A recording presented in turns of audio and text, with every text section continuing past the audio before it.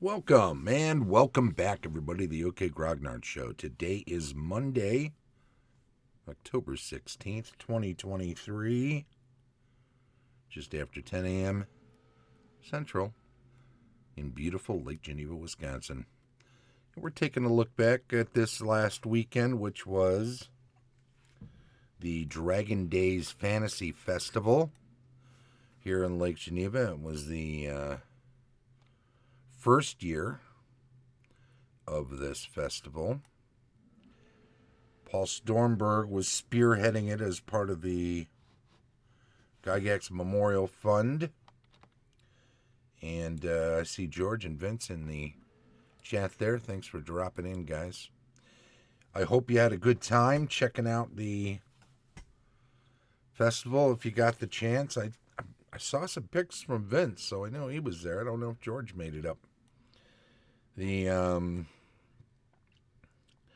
was a little the weather was a bit inclement on Friday, to say the least. I went over to the opening ceremony at 5 o'clock, the northeast corner of the property on which the library stands, and I don't know, there were over 24 people. Somebody said 34, so close to 36 people. And I think Scott said that there were 34, Scott Douglas. And despite the rain, Heidi cut the ribbon and opened the ceremony. Harold was there speaking, and of course Paul. And, the weather was, a little nasty. So some of our elder statesmen, I think Tom Wam was there. If he can, and Dave Conant and some other TSR folks, and of course people from the Geneva Lake Museum, like Sonia, were there, and folks from the library, and folks from all over. And all of those venues were in use over the weekend, as well as 330 Center Street and the American Legion Hall. And what else? Oh, I've got some stuff from that. Let me pop that up over on the screen and open it up. For those who are watching the video, this is from their own literature that they were handing out at Dragon Days, Your Guide to Dragon Days. It details the events happening and where they were located. Dragon Days Fantasy Fair, which of course was in Library Park, 1000 West Main, behind the library, on the sides of the library. It was all over the place. I imagine next year it'll be even bigger and spread out further into the park. The Lake Geneva Public Library, obviously, was running some events inside. Keith was spearheading those. And the Geneva Stage, which is the theater, was running some Dungeons and Dragons-esque movies, and the cartoon.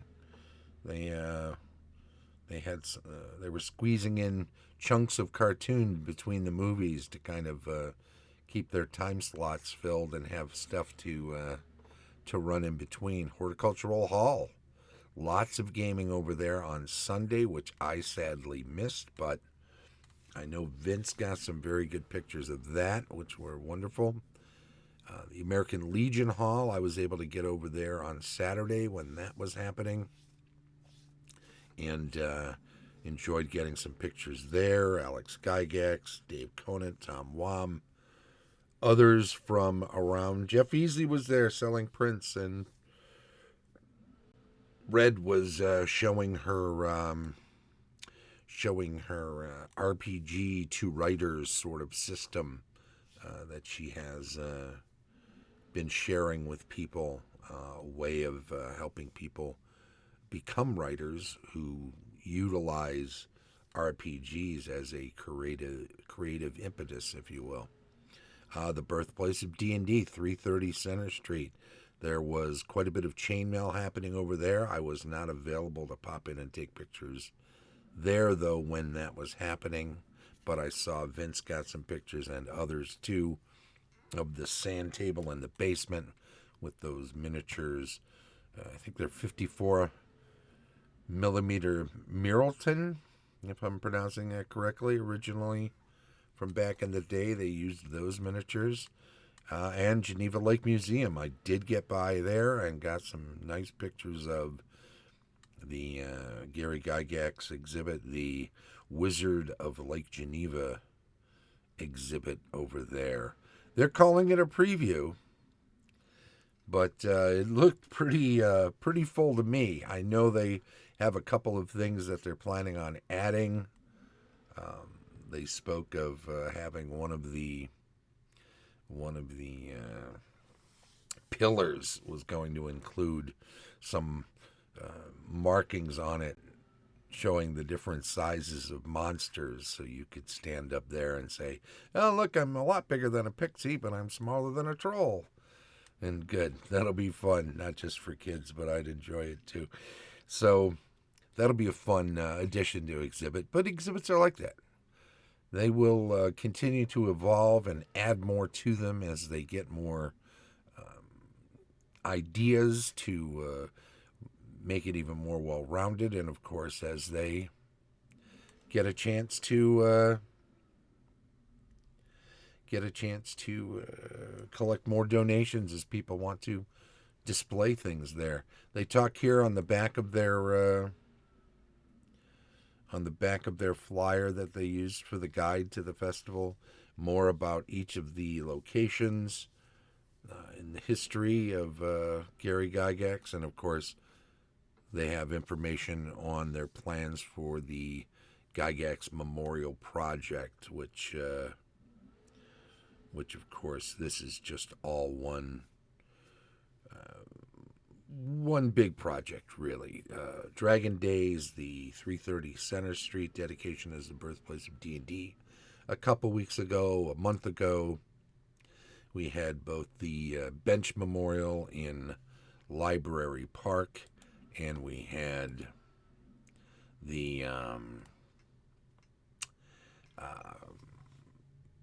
dedication inside the library to the Throne of Dungeons and Dragons, the Throne of Reading, and Appendix N, famous from the back of the first edition Dungeon Master's Guide. Missed Dragon Days. Thanks for the recap. You're welcome, George. And of course, excuse me, keep an eye on Facebook. There will be lots of pictures. There's already some up on my own profile, but look for the Vince himself over there. You can catch up with Vince probably through my own Facebook page and friend him, or just go check out his pictures too. And look for the Dragon Days event that just ran. I know they've got an event set up for 2024 already, which I clicked going for. You know, all of this stuff, it's all about cementing the legacy of Gary Gygax here in Lake Geneva and bringing awareness of it to the general public and to the world at large. Certainly, folks can say that the reach of Dungeons and Dragons is worldwide, but I think the origins of it and Gary's place in that, and of course Dave Arneson and Dave Wesley. Geez, let's not forget Dave Wesley, kind of the grandfather of role-playing games with his Bronstein game, and Dave McGarry, whose board game Dungeon was co-created with Dungeons and Dragons in parallel at the same time, and it was only published a year after, primarily because it's easier to publish booklets, and the funds from the booklets helped fund publishing the board game. So these are all things that happened concurrently, with Bronstein coming earlier by just a bit and kind of influencing that whole war games to role-playing games transition that happened, and the evolving of RPGs out of war games in the early 70s with the culmination of publishing at 330 Center Street in Lake Geneva of the original Dungeons & Dragons in 1974. 50-year anniversary next year. Get excited about that. That'll be fun. But we're out of time for today, so I'm going to say thank you very much for popping in the chat with me today. I do appreciate that. And I also want to say thanks to everybody who's checking this out on the video here on the replay on Twitch or on YouTube, where you can see this as well. Lake Geneva Dragon Days recap. Thank you very much. If you came out to this, make sure you get out to it next year. It's going to be a blast. And this was a video for the OK Grognard Show on Monday, October 16th. The show streams live on Twitch each Monday at 10 a.m. Central, and then it's archived on YouTube. Follow, subscribe, like, thumbs up, comment, all the fun stuff. I appreciate it. If you do, it helps out the channel and helps out everything. Thanks to our Patreon supporters, Tom Tullis of Fat Dragon Games, Carlos Slicing of Castle Entertainment, Heath Varnden of the NPD and D20, Dave O'Brien of Quacks Games, and as always, Shane Bradley, DM Extraordinaire. This has been the OK Grognard Show from beautiful Lake Geneva, Wisconsin. I'll see my players later this week. Bye-bye.